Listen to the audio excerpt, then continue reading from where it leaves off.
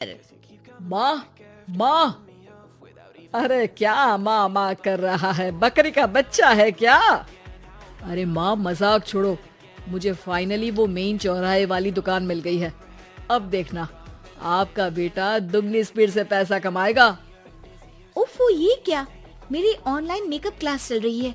इतनी जोर से क्यों बोल रहे हो आप दोनों? अरे मेरी धर्म पत्नी जी, मेकअप क्लास बाद में करना। वो चौराहे वाली दुकान मिल गई है हमको। अरे वाह! रुको, मैं अपनी माँ को फोन लगाकर बता देती हूँ।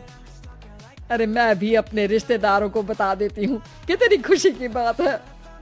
हाँ हाँ, मैं भी अपने दोस्तों को बता देता हूँ। 1 हफ्ते बाद रजिस्ट्री है। बस, घर में खुशी का मौका था। उन तीनों ने अपने अपने फोन उठाए और लोगों में बात फैलाना शुरू कर दिया। और रही सही कसर, श्वेता बहू ने अपने पड़ोस में सबको बताकर कर दी। अरे वर्मा आंटी, अब हम भी जल्दी कार ले लेंगे। घर का रेनोवेशन होगा और ठाट से रहेंगे हम भी। अरे ऐसा क्या हुआ? लॉटरी बाटरी लग गई है क्या? अरे इस बार चौराहे वाली मॉल में हमको भी दुकान मिल गई है। दुकान नंबर 21, जो एकदम चौराहे पर है। अब ग्राहक बढ़ेंगे तो आमदनी भी बढ़ेगी ही ना। अरे वाह, कितनी खुशी की बात है। मैं बहुत खुश हूँ तुम्हें इतना खुश देख के। बाकी एक बात कहूँ, सबको मत बताते फिरना। किसी की नजर लग जाएगी तो खुशी की खबर वापस लौट जाएगी। हैं? ऐसे थोड़ी ना होता है। अब डरा रही हूँ। अरे सही कह रही हूँ। काली नजर कहते हैं इस चीज को, जब आप किसी को कुछ बताओ और वो काम बिगड़ जाए। अरे लेकिन मैं तो... तुमने सबको बता दिया ना? हाँ, फोन लगा लगा के। अब बच के रहना। काली नजर बड़ी खतरनाक होती है। श्वेता इतनी खुश रहती है कि वो वर्मा आंटी की बात पर ध्यान ही नहीं देती, जबकि पड़ोस में और भी लोगों से खुशी की खबर शेयर करती रहती है। अगले दिन राजेश बहुत दुखी होकर घर आता है। अरे बेटा, क्या हुआ? मुंह क्यों सूजा हुआ है? मधुमक्खी ने काट लिया क्या? माँ, वो दुकान किसी और के पास चली गई। किसी ने ज्यादा भाव लगा दिया। अरे पर बात तो आपसे हुई थी ना उस दुकान वाले की। हाँ, आज मैं टोकन अमाउंट देने गया था, तब मुझे पता चला। कोई आकर सुबह मुझसे पहले ही ज्यादा अमाउंट दे गया। काली नजर। क्या? क्या कहा? वर्मा आंटी ने समझाया था कि किसी को बताना मत, वरना काली नजर लग जाएगी। अच्छा, तुम्हें उनकी बात मान लेनी चाहिए थी। उनकी बात मान लेती, लेकिन उसके पहले ही सबको बता चुके थे ना हम तीनों। अरे अगली बार से ध्यान रखेंगे। कोई भी नई चीज होगी तो किसी को नहीं बताएंगे। तीनों कुछ दिन ऐसे ही रहते हैं, पर एक दिन श्वेता को एक मेल आता है।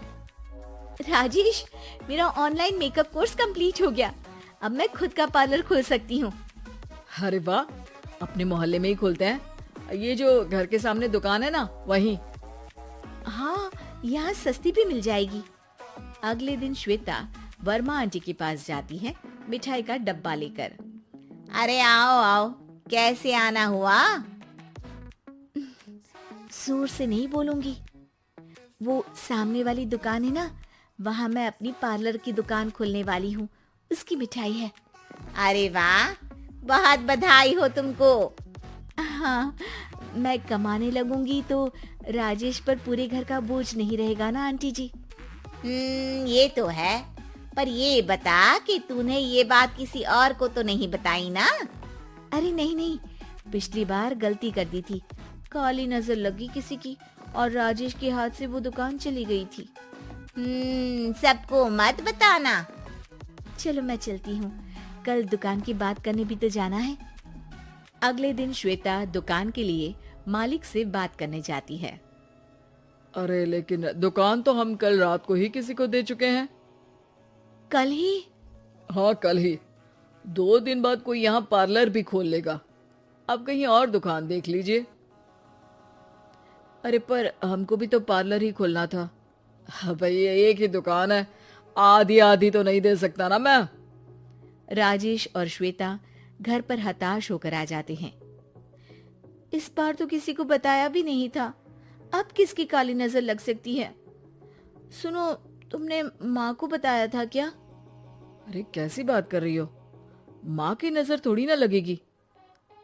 पक्का तुमने किसी को नहीं बताया था ना? सिर्फ वर्मा आंटी को बताया था, उन्होंने ही मुझे किसी को नहीं बताने को कहा। अरे यार, तुम भी सही हो, मेरी माँ को नहीं बताने को कह रही हो, पर वर्मा आंटी को बताना तुम्हें जरूरी लगा। अरे वर्मा आंटी ने ही तो काली नजर के बारे में बताया था ना, वो हमेशा हमारा भला ही तो चाहती है। मेरी माँ भी हमारा भला ही चाहती है। अरे पर चिल्ला क्यों रहे हो? बात नहीं कर सकते क्या आराम से? नहीं आता वो आराम से बात करना, और करना भी नहीं चाहता हूँ मैं। दुकान जाने का दुख गुस्से में बदल गया था और राजेश और श्वेता में बात बंद हो गई थी। 2 दिन बाद मोहल्ले में पार्लर का इनॉग्रेशन हुआ, जिसमें मोहल्ले के सभी लोगों को बुलाया गया, पर श्वेता, राजेश और माँ नहीं जाते। माँ, अंदर आ जाओ, क्या देख रही हो? अरे नया पार्लर देख रही हूँ अपने आंगन से। देखो, माँ को दूसरे का सुख देखने में कितना मजा आ रहा है, मेरा दुख नहीं दिख रहा इन्हें। यहाँ मेरा पार्लर भी तो हो सकता था। अरे चुप रहो यार, हर बात में लड़ाई क्यों ढूंढ रही हो? राजेश और श्वेता फिर बहस करने लगते थे। तभी माँ ने दोनों को बाहर बुलाया। अरे जरा देखो तो, दुकान चलाने वाले का बोर्ड पर नाम क्या लिखा है? श्रुति वर्मा। गाड़ी निकाले बेटा, हमें कहीं जाना है। काली नजर का इलाज कराने। राजेश अपनी बाइक निकालता है। तीनों ट्रिपलिंग कर रहे हैं। माँ राजेश को उस मॉल वाली दुकान पर लेकर जाती है जहाँ राजेश अपनी दुकान खोलने वाला था। यही दुकान लेना चाहता था ना तू? हाँ, पर इनको भी दुखी करने लेकर आई हो क्या यहाँ पर दुकान दिखाकर? वहाँ काफी नहीं था? अरे श्वेता, थोड़ा सब्र रख, अभी पता चलेगा कि हम यहाँ क्यों आए हैं। बता, इस दुकान चलाने वाले का नाम क्या है? अनुपम वर्मा।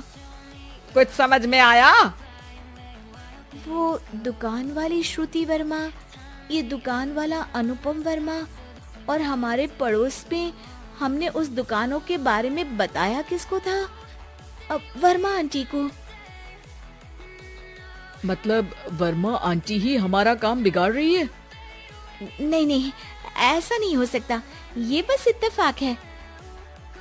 राजेश अपना फोन निकालता है और श्रुति वर्मा और अनुपम वर्मा के नाम फेसबुक पर सर्च करता है, जहां ये दोनों ही वर्मा आंटी के रिश्तेदार होते हैं। श्वेता को समझ में आ जाता है कि वर्मा आंटी की ही नजर खाली नजर है। अब क्या करना है? कोई भी खुशी की खबर हो तो काली नजर से बचना है, यानी वर्मा आंटी से बचना है। अरे पर मुझे ये समझ में नहीं आया कि वो हमारे साथ ऐसा क्यों करेंगी। अरे बेटा, एक सीख है, दूर के आदमी को आपकी तरक्की से कम परेशानी होगी, पड़ोसी को ज्यादा। दोनों माँ की बात में हामी भरते हैं और अगला काम चुपचाप करने की कसम खाते हैं, ताकि आगे से वर्मा आंटी कोई काम ना बिगाड़ सके।